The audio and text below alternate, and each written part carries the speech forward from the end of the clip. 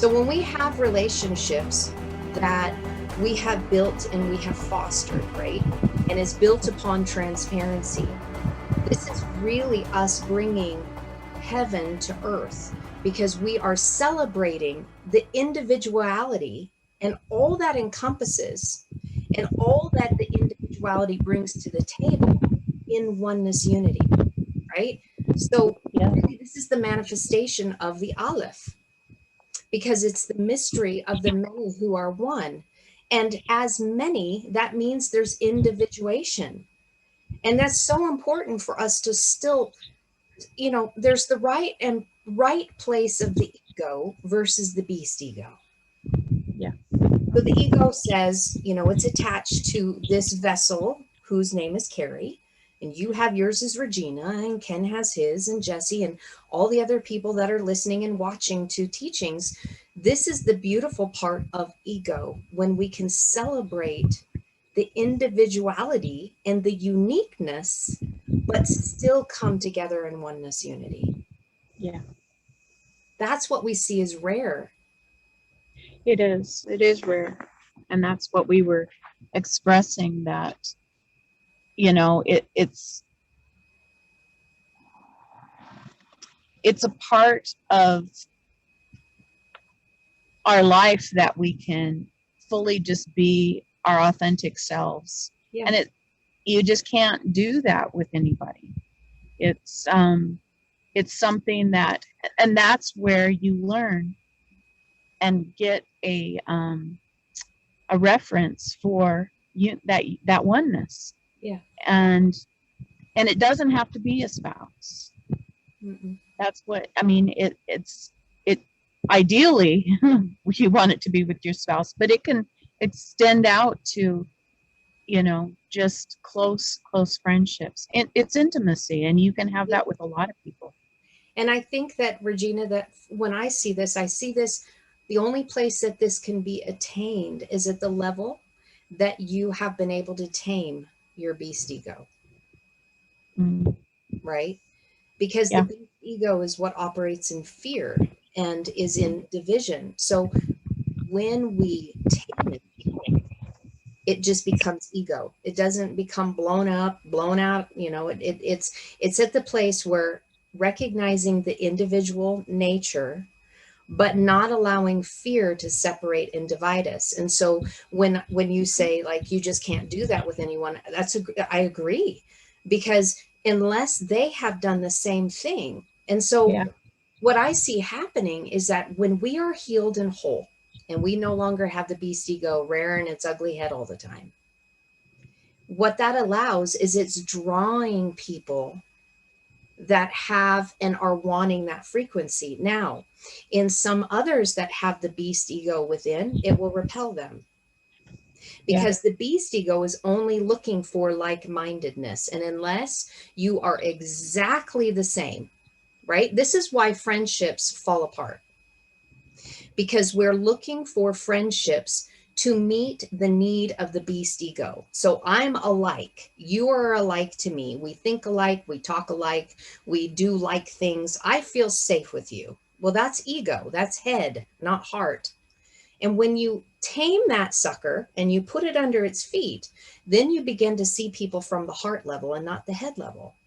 And then the individuation of the people and concepts and thoughts and ideas and different ways of doing things are no longer seen as division, but they're Mhm. celebrated in the uniqueness of the individual, because you can then connect at the heart level.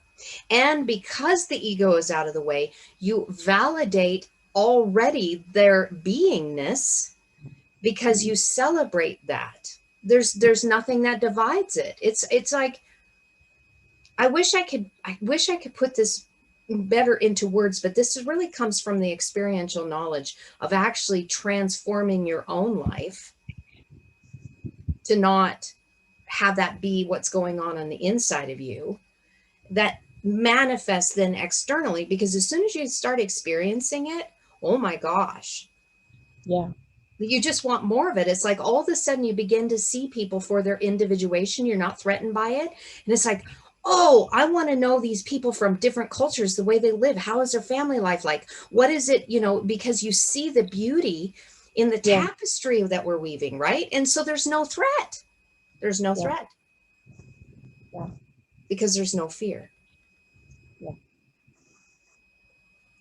And that is why we cannot have peace in the world until we find peace within us. And if we don't find peace within us, then we are not going to have the deep, intimate relationships that most of us desire, Yes. because the ego is going to reject anything that doesn't line up with it. So if I say something wrong, or I bring a concept in that you don't see through your ego as being accurate, you will just cast me off. Yeah. Like yesterday's news. I don't need Yeah. you. And so that's a shift on our part to really realize the importance of doing that work within ourselves rather than getting distracted by ministering out, which we think we're doing good, but until we deal with ourselves, we really aren't effective like we need to be with others by just being a healed whole self, which was Exactly. really, what we have to become. You can really tell a lot about somebody by how quickly they get on the defensive side of things. Yes, absolutely. Yeah. Because maturation says, oh, wait a minute, there's something different here. Let me ask you questions about this so that I can see where you're coming from. Yeah.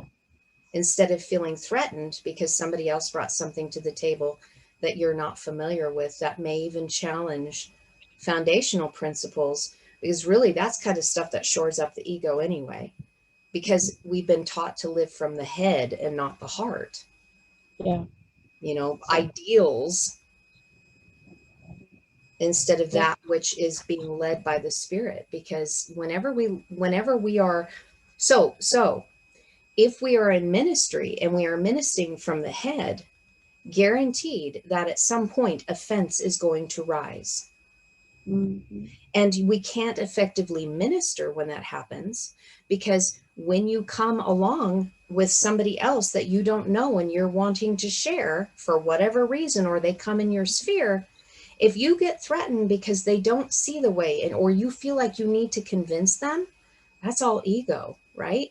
And how many pulpits are up there with people that are speaking from the place of the ego, the egoic mind, that have religious programming, that are Mm-hmm. not sharing from the place of the heart, because it's a mask to cover their wounds, Yeah. right? Absolutely. So if I'm elevated as a pastor or a teacher, I'm on a platform, then you can't touch me. So see, I'm Yeah. wearing this religious mask. I can't be my authentic self because you hold me to a standard based upon an agreement as mutual egos within the same body, that I can't even bring up anything new that might challenge you. Because if it challenges you as the flock, you can cast me out as your pastor. Yeah. So we join our churches in these little boxes based on egoic mindsets, and it never really gets to the heart of the matter because we're not willing to be transparent to Mm-hmm. challenge these things that the ego has built as a fortress within, which then covers our heart so that we can't experience the intimacy and friendship. Mm-hmm. Which really is about trust, because the Yeah, foundation of that is fear and fear of others. And we're exactly. not trusting Yep. that. Yeah. That's really what it comes down to. Trust is a big deal. But Yeah. part of that too, Regina, I see it is that we don't trust ourselves. Mm-hmm. Yeah. Because when the ego mind is what's driving the bus, whoa, watch out. Mm-hmm. And that, I think, is what It's trips us up. fear of failure, because in the past we couldn't trust ourselves because we didn't know who we were. And so now that we're learning who we are, you know, you can now it's in and out. I Sometimes I trust, sometimes I don't. And until you can fully trust, you're listening to all the ego that's telling you, that everybody's thinking this and that and the other thing, and you don't want to fail. You don't want to fail. You want everyone to see you in a certain light, and you don't want to go there. I know. And then when you're programmed to believe that the scripture says the heart is deceitfully wicked, then it actually, and this is the part that, there's like this sense of mourning I have when I read these things. And that's like one of the very first verses that I shared and dug Yeah. out under the big lie, right? The heart being deceitfully wicked, because that's not at all what it's saying at all. No, It says that no, the heart is melancholy. The heart is sad, right? The heart is sad because of separation. It's not deceitfully wicked. no, it It needs isn't. it needs to be roused awake. And once it's roused awake, and that heart chakra begins to bloom, it's not deceitfully wicked. It's just in the place of mourning because the ego has lied to us and said we're all separate, right? Then you Yeah, have the religious writing, and then you have teachers that hammer us with that so that we don't trust our heart. So then it forces you to stay in your egoic mind. It's like, absolutely. oh my gosh, no wonder why. Yeah. That's the filter that the ego wants us to run it through every time, I because know. it was our norm. Yeah. And so now it is. You have to consciously reject that because it's a lie, Yep. and it's a process that takes time Yes, it does. to overcome, because it's a deep belief. It's a belief that's been there, and even though your mind says it isn't true, your heart says it isn't true. It it still is something you battle. So Programming, man. It's yeah, programming. And yeah, really, the ego is scared to death of the heart, yeah, scared to death of it, yeah, because the heart is the place where truth lies, and yeah, not lies and telling a lie. It's where truth is revealed. yeah, So, where truth is revealed, the ego doesn't want to go. And the ego doesn't want you to go, because as soon as it is found out for what it is, that it is the lie, then it's no longer in control. And it does not want to be dethroned. It is going to go kicking and screaming, yeah, and it'll throw everything at you. Everything yeah, but the kitchen sink. Well, and maybe sometimes even that, yeah, because yeah, it doesn't want to give up control. That is Antichrist. It does not want to give up control over the vessel.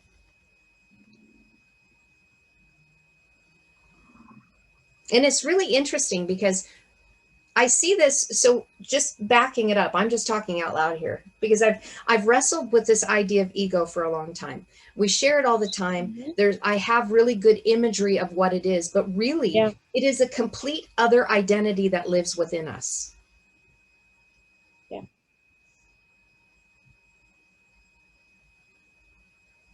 yeah. It's something I can't fully wrap my mind around yet fully. So Well, it came in when we were divided because the ego is our shadow self. yeah, So when we walk around in ego, when we attach to the narratives, people are only seeing a shadow. yeah,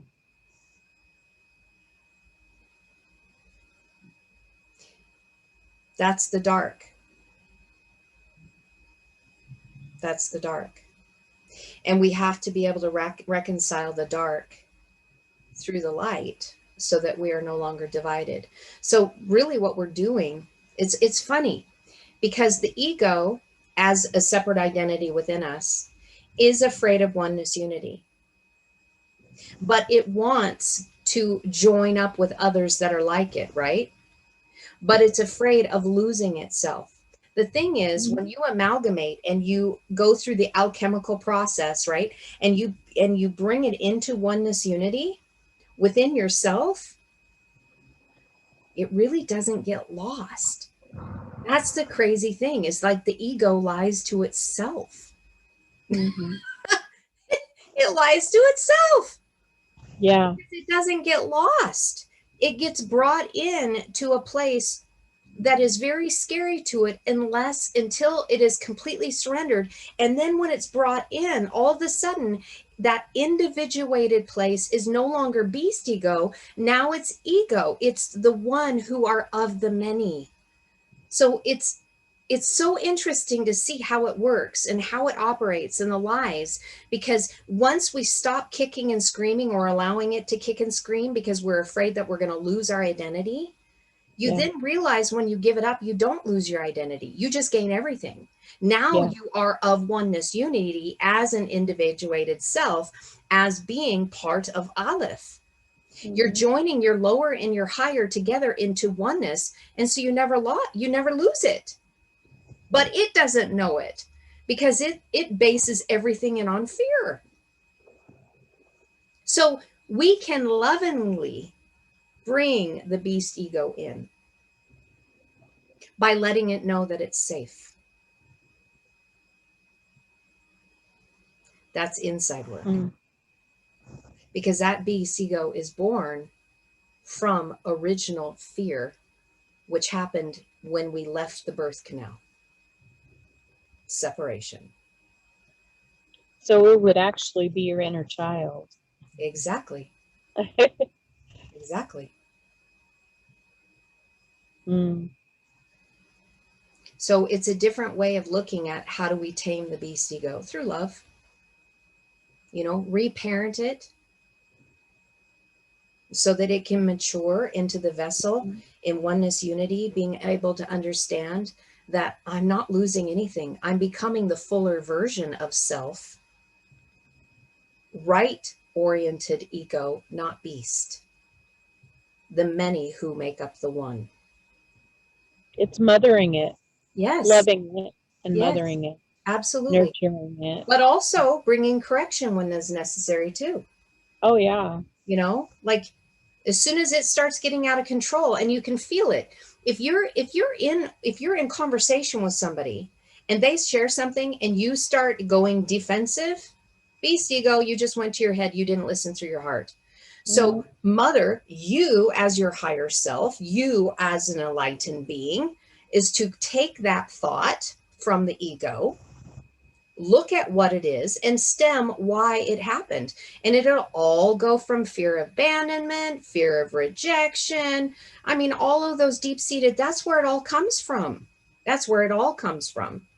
And then if you don't have a right relationship with your earthly parents because they didn't demonstrate that to you, it's just cemented all the more. Mm-hmm. So it's a lot of work. So you can basically replace um, renewing the mind with renewing the ego, renewing the beast ego. Same thing, Yeah. because the ego is the Okay. mind. Mm-hmm. The heart is spirit. So this is where we learn to listen to the spirit and not the egoic mind, so that the egoic mind can be subjected to the spirit, but the spirit is mother and father that is reparenting the mind, the egoic wounded child that never was able to reach maturation, that was afraid of everything, that was being afraid of being rejected, being abandoned, being separated, that has just fear all over it. So we reparent ourselves from the place of the heart to gently tame the ego so that it doesn't run amok in fear and realize, oh, hey, everything is okay. Oh, hey, you know what? This is good. I can do this because this is for our higher good. This is to our detriment. Yeah. And this is the stuff that I have had to ruminate about so that I can comprehend, even to be able to see what the sacred languages are saying, because it is all about the door going into the inward man, which is the place of the heart where spirit dwells. And that's the place where the spark of Abba or source creator dwells. It's right in here. Mm-hmm. This is Satan. This is the adversarial component Mm-hmm. that we listen to. Yes. So it is retraining us. And the second that division, separation, fear comes in on anything, we know that we brought it up here and that the ego is the one that's running the ship. Because the heart doesn't see that. The heart doesn't see the division or the separation, because this is where it is one. I see your heart as one. I see everyone else's heart as one when I stay in here. This is what a spirit-led life is supposed to look like. And we've been taught it to be sometimes something completely different. Like, oh, the spirit leads me here to separate from you. Well, are you sure that's the right spirit you're listening to? Because the spirit in here within the heart sees everything as one. Guaranteed, if you're seeing division and you're using your discernment to separate, that discernment, that's the word bayin, is bet. First letter means on the inside. The discernment is for the inside of you. It isn't to discern to separate yourself. There's enough separation in the world. You don't need to help it along. You need to find the power, Yod, on the inside, Bet, to deal with your fallen flesh, your fallen beast ego nature. That is where discernment's supposed to be, because you are dual.